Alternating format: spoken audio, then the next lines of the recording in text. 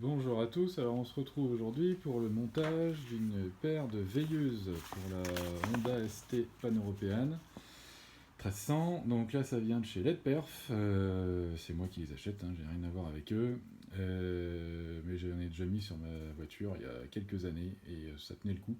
Ils en ont deux sortes, il y a une version, à mon avis, vraiment classique chinoise comme on peut trouver n'importe où sur eBay ou je ne sais où, qui est à une dizaine d'euros. Et puis à chaque fois ils vendent toujours une version dite haut de gamme.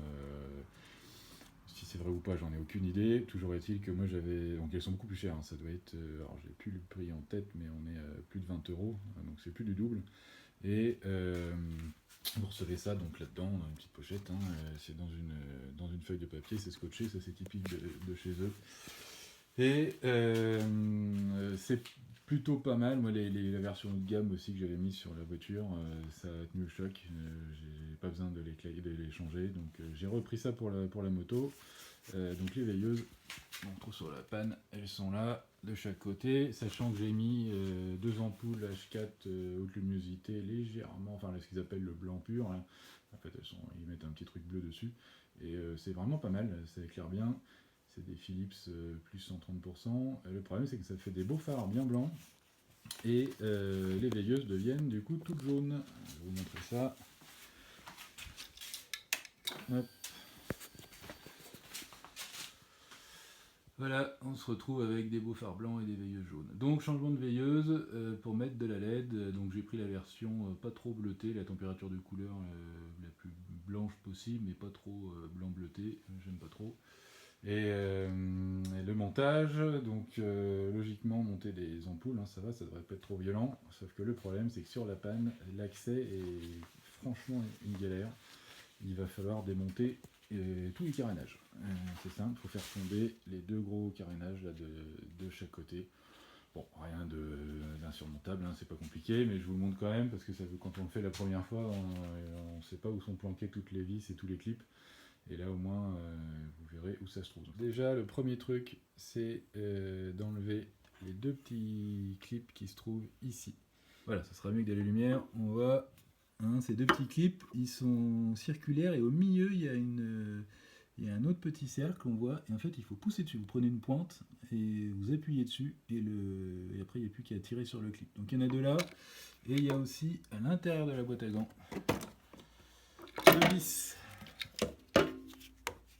deux vis qui sont là-haut. Donc ça c'est les trucs planqués.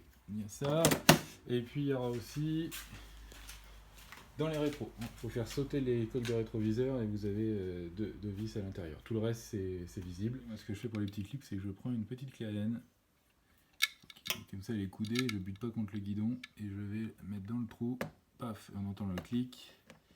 Pareil ici. Hop, c'est cliqué. Une fois que c'est cliqué, on passe l'ongle en dessous, on tire et on sort le petit clip. Voilà à quoi il ressemble. Vous voyez, une partie centrale. Et pour les remettre, donc il faut les ressortir comme ça. On les ressort, on les rentre dans le carénage, et une fois qu'ils sont rentrés dans le carénage, on pousse dessus. Voilà comment ça marche. Alors maintenant, les coques de rétroviseur, elles sont clipsées, donc faut taper dessus, faut pas hésiter, un petit coup sec, et ça sort. Vous voyez, il y a des petits pins qui rentrent là dans des petits ressorts, et donc faut taper un petit coup sec, il ne faut pas trop le travailler, là c'est comme ça qu'on peut l'arracher. Un petit coup sec comme ça. Dedans vous avez un petit système qui permet de retenir le rétro si jamais il tombe quand vous tapez quelque chose sur la route.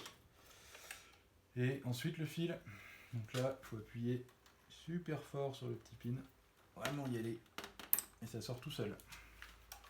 Et là vous avez donc deux vis ici qui sont planquées.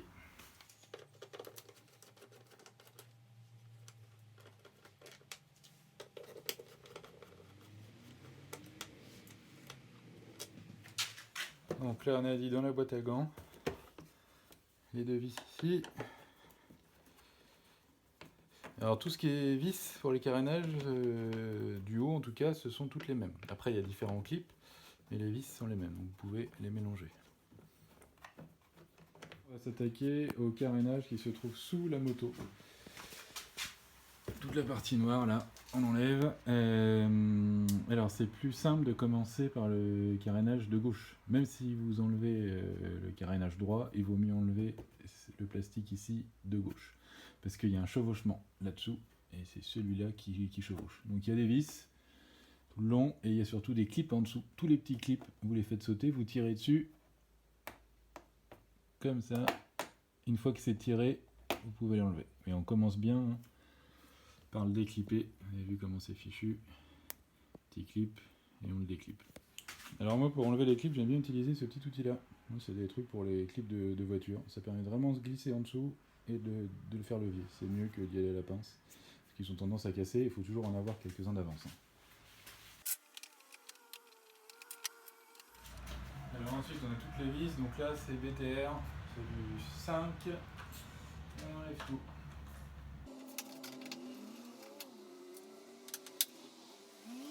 Donc ces deux vis-là sont longues. Les deux autres vont être courtes. Après, c'est assez simple. Toutes les vis qui sont directement dans des pas de vis, qui sont dans un filetage sur de l'alu, sur le châssis, sont les longues. Et toutes les vis qui vont dans des agrafes sont des courtes. Elles sont encore longues. Et là, par contre, ces deux-là, ça doit être des courtes. Ah, là, c'est une courte.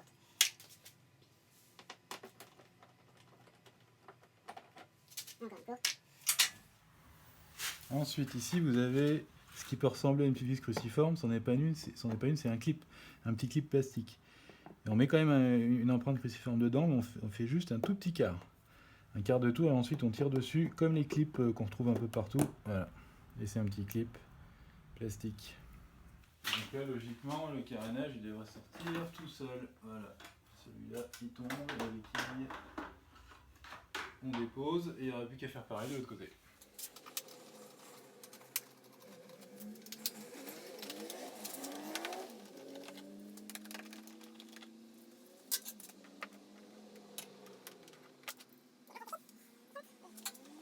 Alors maintenant on se retrouve au-dessus de la roue avant, et là il y a toute une protection là, de carénage sur le côté qu'il faut faire sauter aussi.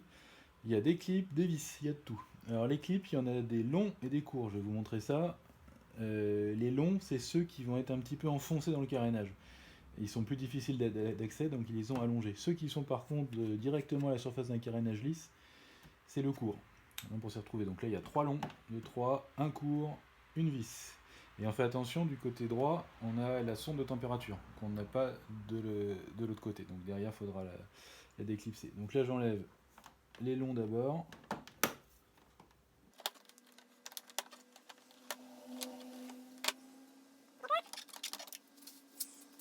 Là, j'en ai un qui n'a pas envie de sortir.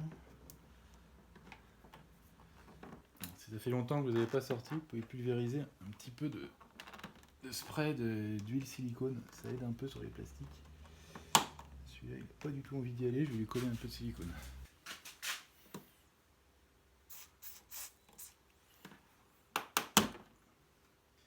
Voilà. Et il nous reste une vis ici. Alors là, c'est mieux qu'un tournevis plus court.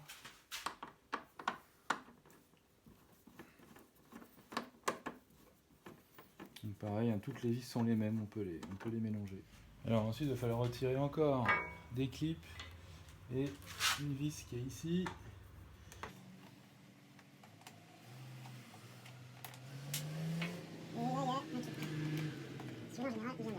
Alors ensuite, on a encore un peu de vis pour la partie latérale, toujours la BTR de 5. On a une là-haut. On en a une là-dessous pour enlever le cache de pare-choc latéral. Donc là, on enlève la vis et après on tire dessus. Et en dessous, on a deux écrous de 8. Et je crois que c'est tout.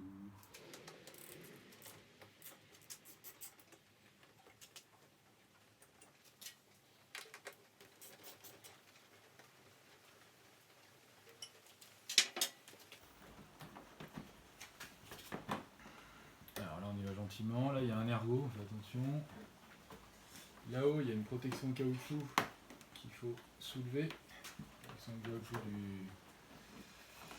du rétro.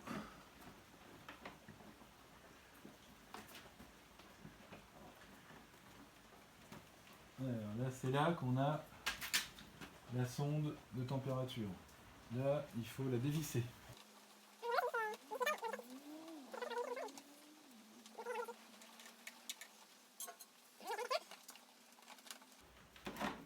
On peut descendre celui-là.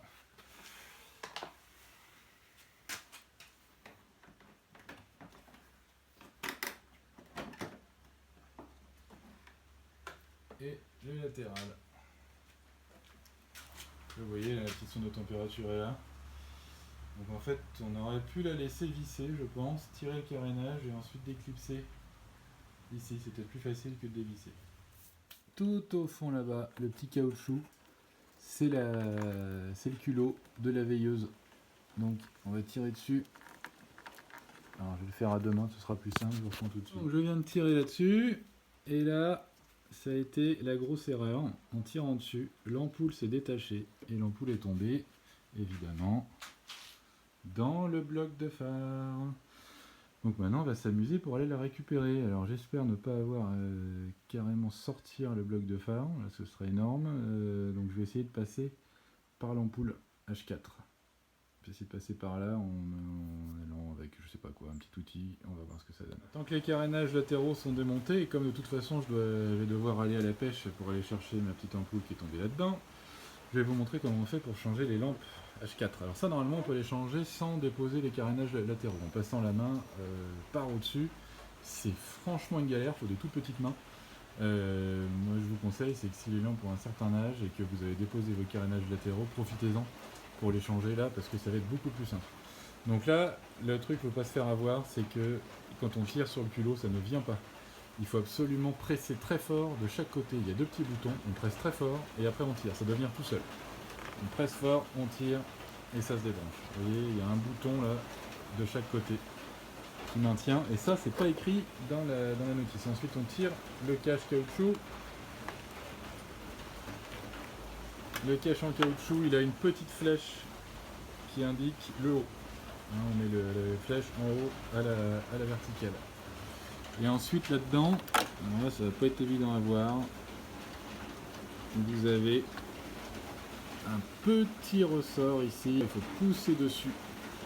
On pousse fort et on le sort. Je vais le montrer là. Hop, comme ça. On soulève et l'ampoule sort. Alors quand vous avez fait tomber l'ampoule de veilleuse dans le bloc de phare, pas de panique, on prend une tige avec un aimant au bout là pour la visserie, une tige télescopique. Et il y a quand même un tout petit peu de métal hein, pour le filament et le culot. Ça permet de démonter l'ampoule et d'aller la récupérer. Voilà ce que ça donne. Je viens de mettre la veilleuse côté droit. À gauche, on voit qu'on a l'ancienne veilleuse à filament. Oui, bah là pour le coup, c'est clairement beaucoup mieux. Donc la veilleuse, elle passe sans problème, hein, c'est la bonne taille. Donc la LED perf en version là, qui s'appelle haut de gamme. Ça le fait très bien, ça rentre bien dans la panne européenne ST1300. Ok, alors on se retrouve pour la repose du carénage de gauche. Donc c'est pareil que de l'autre côté, sauf qu'il n'y a pas le capteur de température. Mais en gros, ça va être la même chose.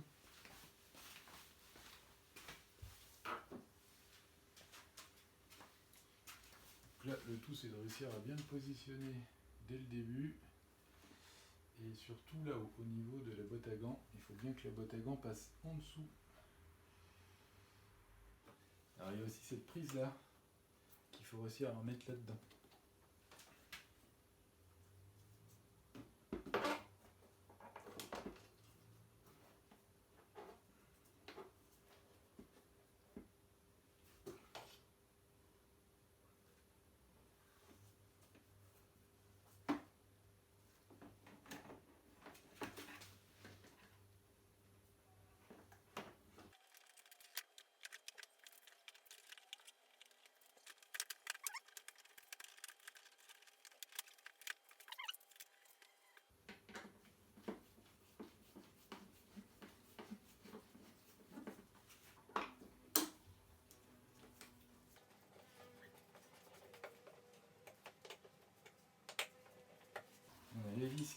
tâtes en caoutchouc là.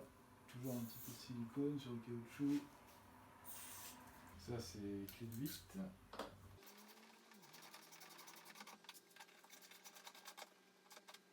On a une vis là-haut.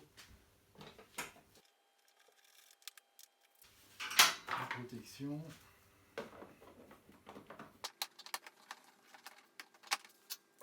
Donc ça passe en dessous comme ça.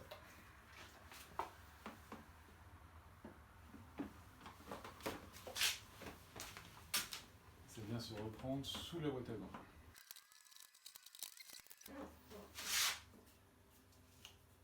On a une vis là-haut.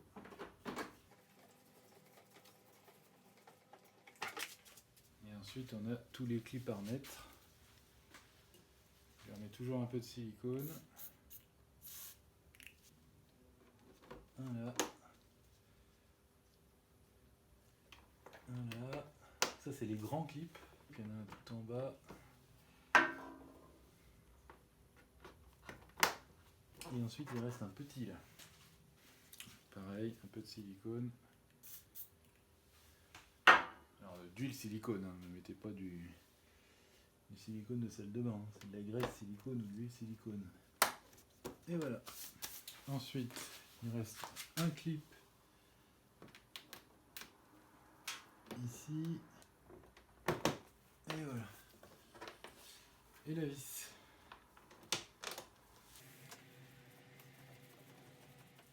Alors, on va pas oublier en haut hein, les deux vis qui sont planquées sous la trappe de boîte à gants.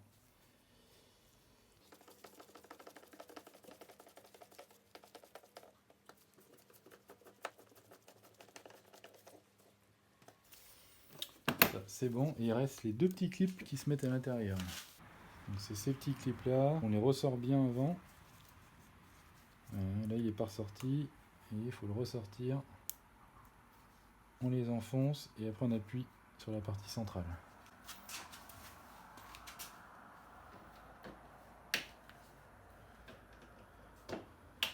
Et voilà, un carénage reposé.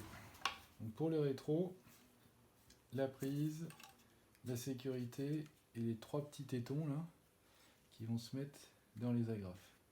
Alors là c'est plus simple de mettre un tout petit peu de graisse sur les tétons.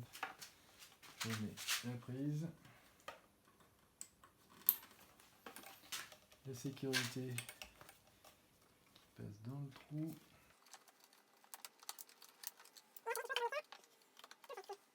Alors il faut faire gaffe, de temps en temps on a tendance à plier un petit peu les agrafes, même les plier carrément. Il faut faire attention qu'elles soient bien ouvertes, sinon avec un petit tournevis on peut les ressortir un peu.